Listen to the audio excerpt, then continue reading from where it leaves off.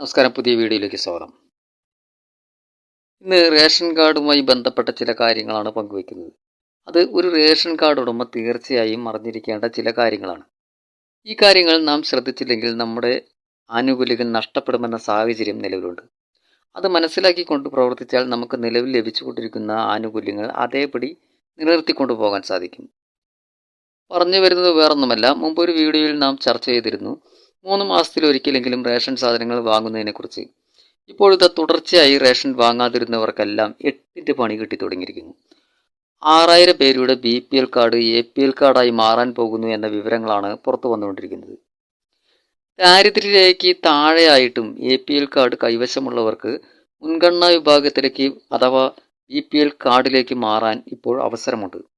അപേക്ഷ സമർപ്പിക്കാനുള്ള അവസാന തീയതി ഡിസംബർ 10 വരെയാണ്. അക്ഷയ കേന്ദ്രങ്ങൾ വഴിയോ സിറ്റിസൺ പോർട്ടൽ വഴിയോ അപേക്ഷിക്കാം. ജില്ലാ സപ്ലൈ ഓഫീസർ പരിശോധിച്ച് അർഹരായവരെ മുൻഗണനാ വിഭാഗത്തിൽ ഉൾപ്പെടുത്തും. ഇപ്പോൾ മുൻഗണനാ വിഭാഗത്തിൽ നിന്നും പുറത്താക്കപ്പെട്ടവരുടെ സ്ഥാനത്തേക്ക് പുതിയ അപേക്ഷകർ കൂട്ടിച്ചേർക്കപ്പെടുമെന്ന് സാരം. സംസ്ഥാനത്തെ റേഷൻ കാർഡിൽ വീണ്ടും ശുദ്ധീകരണം നടക്കുന്നതിൻ്റെ ഭാഗമായാണ് ഈ നീക്കങ്ങൾ. BPL വിഭാഗത്തിൽ നിന്ന്, അതായത് പിങ്ക് മഞ്ഞ വിഭാഗത്തിൽ നിന്ന് 6000 പേരെയാണ് പുറത്താക്കിയിരിക്കുന്നത്.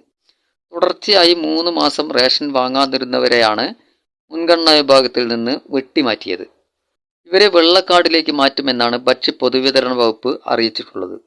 അതുമാത്രമല്ല, കഴിഞ്ഞ ഓണക്കാലത്ത് സർക്കാർ നൽകിയ ഓണക്കിറ്റ് വാങ്ങാത്ത കാർഡ് ഉടമകളെയും മുൻഗണനാ വിഭാഗത്തിൽ നിന്ന് ഒഴിവാക്കും.